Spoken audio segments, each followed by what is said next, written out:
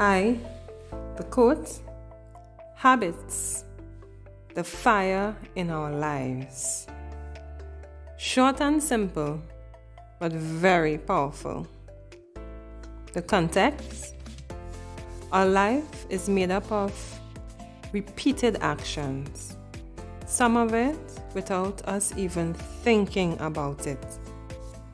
These actions are what we call habits.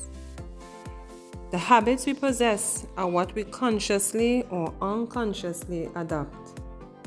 They make us who we are, molding us or shaping us, and they can even determine who we will become. So if we desire to be an excellent teacher, a great wife, a successful business owner, then adopt the right habits. Because as the quote says, habits are the fires in our lives. They can prove to be detrimental or they can improve our life. The article in which I came across this quote explained, a fire can be a welcoming light in the dark, and it can warm our bodies and heat our food. Yet, fire can also be a ferocious enemy that destroys lives and possessions. We may have habits in our lives holding us back, destroying our progress. May we shed ourselves of these habits if we desire a better future.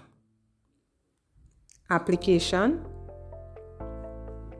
We need to ensure the habits we are cultivating or practicing is what is needed to help us reach our best versions of who we are. James Clear of Atomic Habits said, if you want better results, then forget about setting goals. Focus on your system instead. He explained, goals are about the results you want to achieve. The systems are about the processes that lead to those results. Do you understand? Goals are where you want to reach. Habits are how we get there. So goals are where you want to reach, and habits are how you get there. So yes, if you want to reach your goal, you must have the accompanying habits to reach it. The idea is not to achieve a single accomplishment, but to create a cycle of endless refinement and continuous improvement. That is what good habits does. So goals help keep us focused and give us direction, but developing a system of effectively getting things done is what helps to mold us into being the best versions of who we are. So, take these 3 steps. It will help. Step 1. Assess your life today.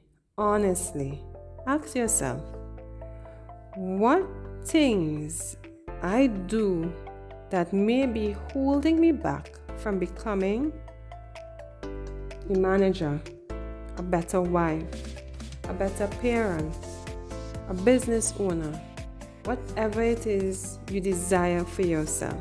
What's holding you back? Step 2.